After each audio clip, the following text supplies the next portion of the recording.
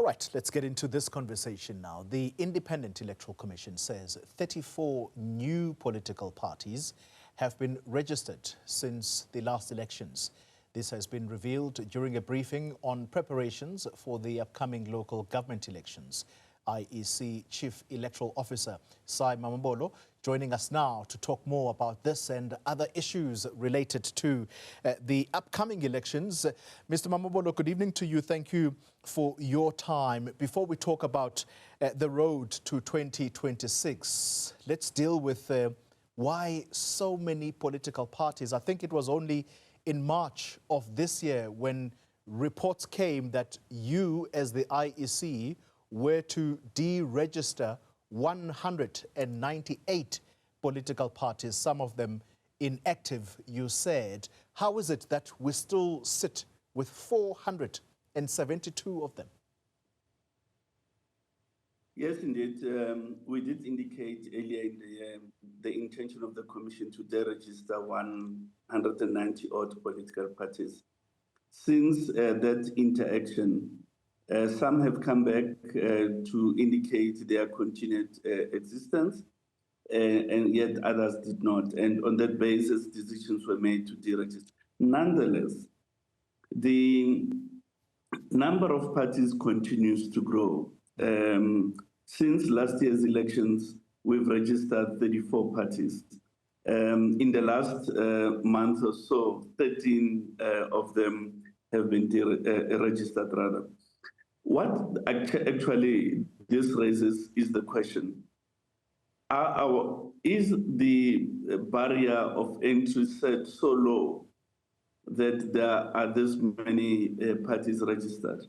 That's the one question that I think we need to reflect on. And the second aspect to that question is the participation requirements. Are they equally set very low or not?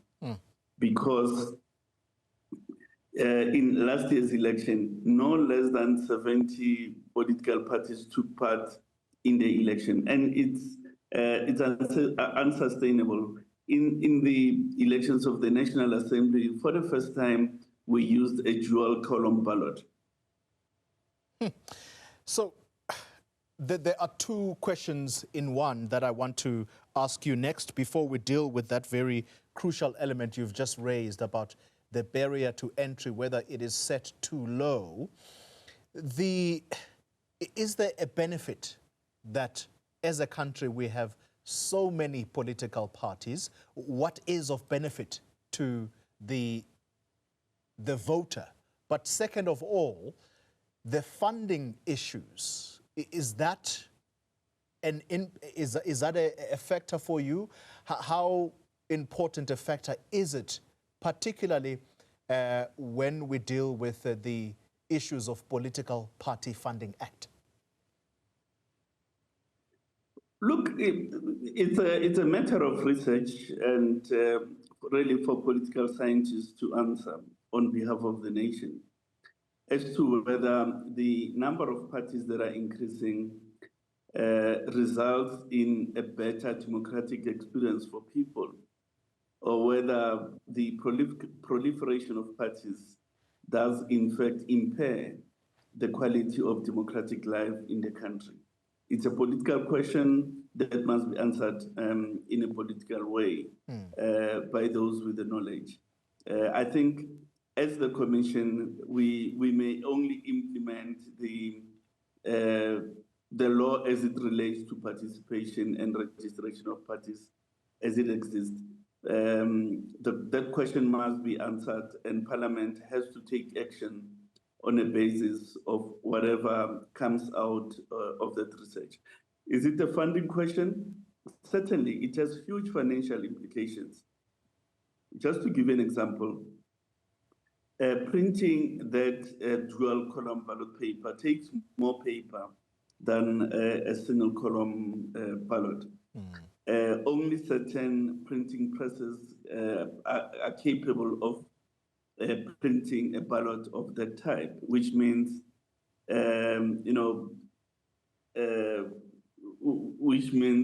more money because of the scarcity of the available resource to print. it takes longer, so people have got to print over an extended period of time, working overtime and related things. The type of packaging is different and so on. So there are all number of value chain financial implications related to a dual column ballot, as an example. Yeah. But the proliferation of parties also has implications for the environment in which the election happened. Often these parties come to enlist at the very tail end of the process. And there are disputes that arise because they are not au fait with the legislative framework. In last year's elections, there were 88 legal challenges that were launched in the various courts, a majority of which were in the electoral court. Fortunately, the IEC prevailed in all but one of those cases. But again, we don't have to be there. We don't have to be litigating to that extent, which is why in November we are going throughout all provinces to say to all registered but unrepresented parties, as well as aspirant independent candidates, let's sit together, let's take you through the framework, let's take you through the candidate requirements and related things so that we minimize the potential for litigation. All right, let's deal with this question very quickly then. You said barrier to entry might possibly be set too low. We are going to the 2026 local government elections. Is it at that level where these many parties exist at local level? And if that is the case, what is the quality that is being offered to the people, particularly when you're going to use the phrase, is the barrier to entry set too low? Well, most of the parties are registered at a national level, and the functional implication of that reality is that they may contest all municipalities in the country.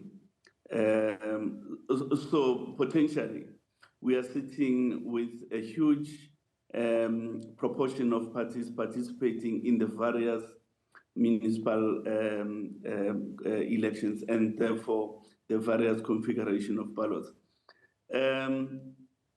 Of course, one has to balance the barriers to entry on the one hand against frivolity, because really, ultimately, what the political system needs to achieve is to have a judicious balance between facilitating the rights of people to participate in the electoral process by way of being candidates, and if they get enough support, then to hold office in the various municipal councils.